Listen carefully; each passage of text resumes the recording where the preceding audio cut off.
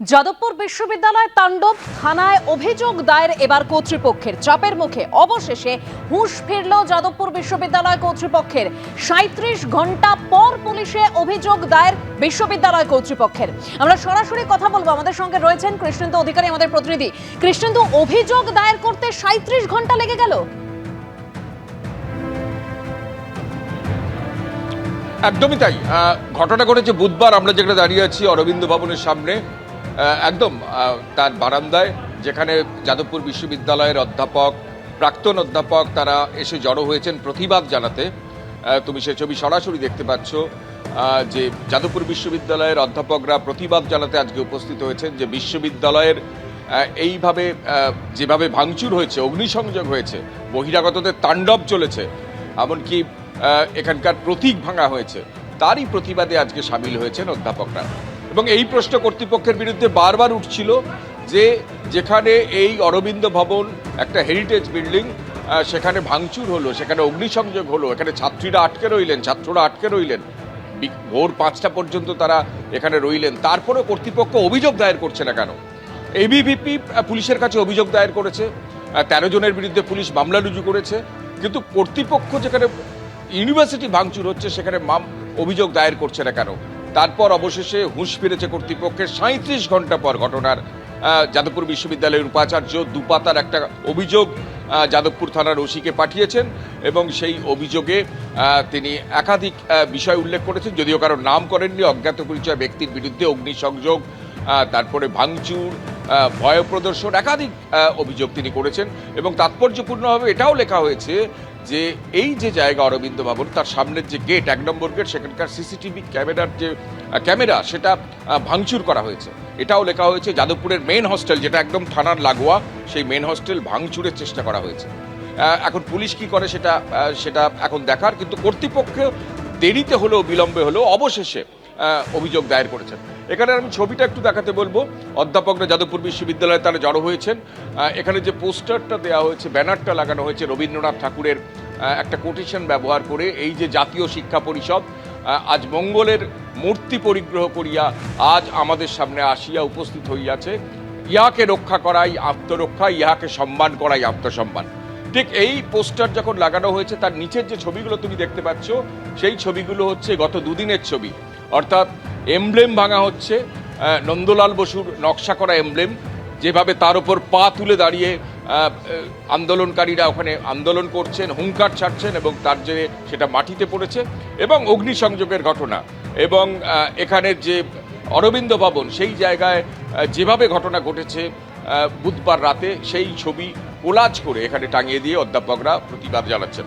সঞ্জয় মুখোপাধ্যায় আমাদের সঙ্গে রয়েছেন।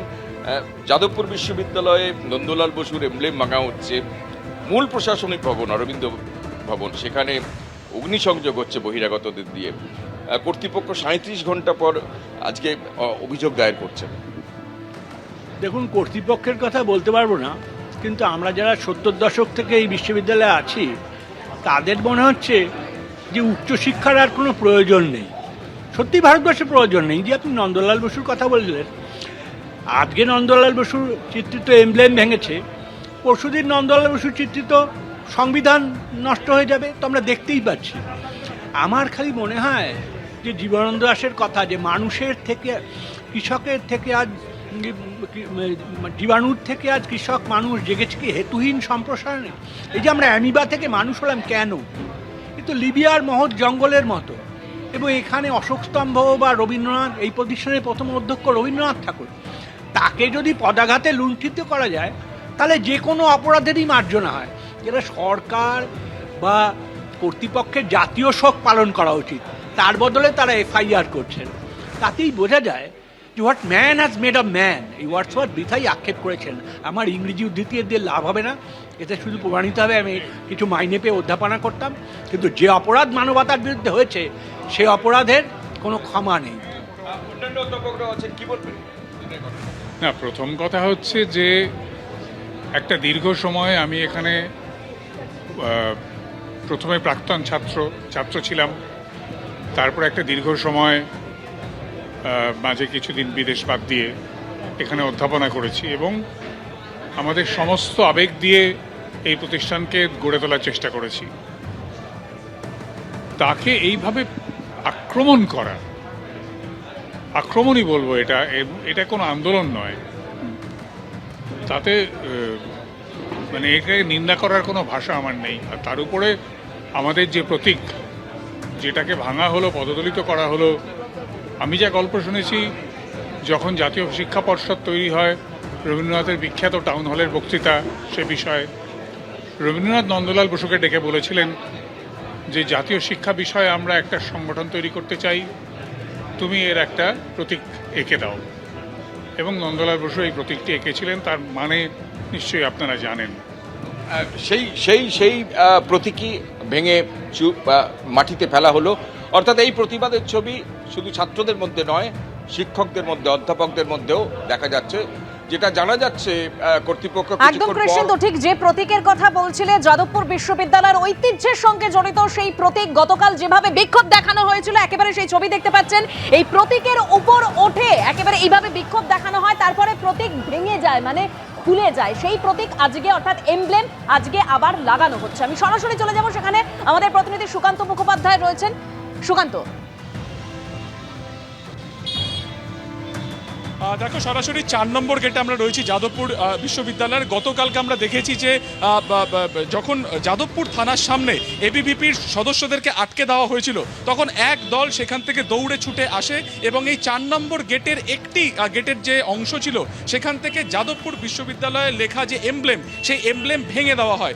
দুটো এমব্লেম থাকে। প্রথম যে গেটের ছবি দেখালো অভিজিৎ, যে এই গেটের এমব্লেম, সেটাকে কিছুটা নষ্ট করার চেষ্টা হয়, সেটাকে ইতিমধ্যে কিন্তু মেরামত করে সেটাকে আবার ঠিকভাবে লাগানো হয়েছে। কিন্তু অন্য একটি গেটে, অর্থাৎ আরেকটি যে গেটের অংশ রয়েছে, সেখানে ঠিক এই জায়গাতে যে গোল চাকতিভাবে সেই প্রতীক থাকে, যা যাদবপুর বিশ্ববিদ্যালয়ের ঐতিহ্যবাহী সেই যে এমব্লেম, সেই এমব্লেমকে পুরোপুরি ভেঙে দেওয়া হয় এবং সেই এমব্লেম লাগানোর কাজ আর কিছুক্ষণের মধ্যেই পুরোপুরি সম্পন্ন হবে। আমরা দেখতে পাচ্ছি ইতিমধ্যে সেখানে কিন্তু সেটা ওয়েল্ডিংয়ের কাজ চালানো হচ্ছে খুব দ্রুততার সাথে। কর্মীরা এখানে একেবারে সকাল থেকে সেই কাজ তারা করছেন।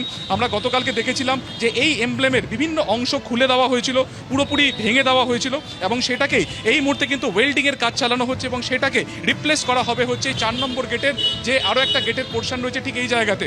গতকালকে আমরা দেখলাম যে যখন তাণ্ডব চলছিল, যখন এই যে গ্রিল, সেই গ্রিল টোপকে এবিভিপির যারা সদস্যরা তারা ভেতরে ঢোকার চেষ্টা করছিলেন, তখন নিরাপত্তা রক্ষী যারা ছিলেন তারা তাদেরকে আটকানোর জন্য গেট বন্ধ করে দেন। এবং তারপরে আমরা কি দেখলাম যে ঠিক বাইরের দিকের অংশের যে এমব্লেমের অংশ ছিল সেটাকে ভেঙে দেওয়া হয়েছিল। সেটাকে কোনোভাবে যারা এখানকার স্টাফ তারা সেটাকে সেখান থেকে কালেক্ট করেন বা সেটাকে সংগ্রহ করেন এবং তারপর সেটাকে ভেতরে নিয়ে যান। এবং এই ঐতিহ্যবাহী যে প্রতীক, সেই হামলাকে বিশ্ববিদ্যালয়ের তরফে যারা বলছেন তারা কিন্তু বলছেন যে তাদের ওপরেই হামলা।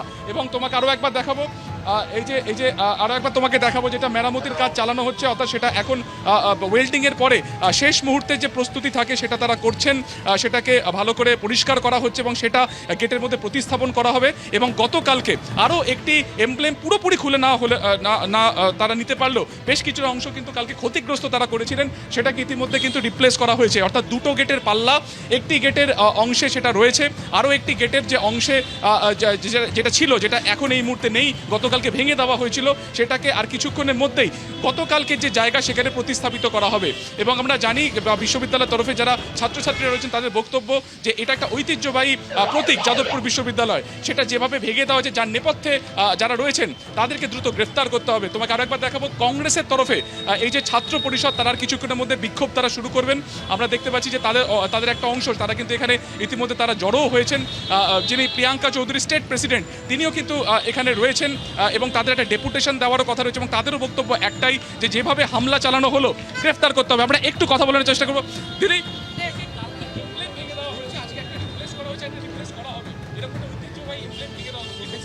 দেখুন, এটা তো এক ধরনের গুন্ডামি।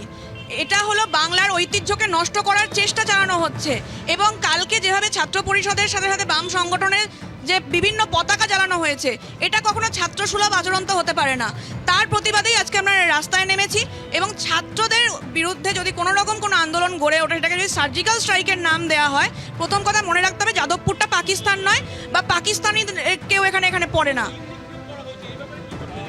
মানে তিনি যেটা বললেন কংগ্রেসের তরফে যে তারা এই ঘটনার প্রতিবাদ জানাচ্ছেন এবং এই মুহূর্তে ঠিক বিদ্যালয়ের যে 4 নম্বর গেট তার বাইরে তারা জড়ো হয়েছেন। তারা একটি ডেপুটেশন আজকে যাদবপুর থানাতেও দেবে। আরও একবার তোমাকে দেখাবো যাদবপুর ইউনিভার্সিটির যে 4 নম্বর গেট, যেখান থেকে একেবারে বেরোনোর যে গেট বা এক্সিট গেট হিসেবে যেটা ব্যবহার করা হয়, গতকালকে এবিভিপির তরফে যখন ক্যাম্পাসে তারা ঢোকার চেষ্টা করেন সেই সময় কিন্তু তারা গেট বন্ধ করে দেওয়া হয়েছিল কর্তৃপক্ষের তরফে এবং তারপরে আমরা দেখতে পেলাম যে ছাদ একেবারে এই যে গেট তার টোপকে ভেতরে ঢোকার চেষ্টা হয়, সেটা যখন তারা পারলেন না তখন একটি এমব্লেম পুরোপুরি ভেঙে দেওয়া হয়, যেটা লাগানোর প্রস্তুতি এই মুহূর্তে চলছে।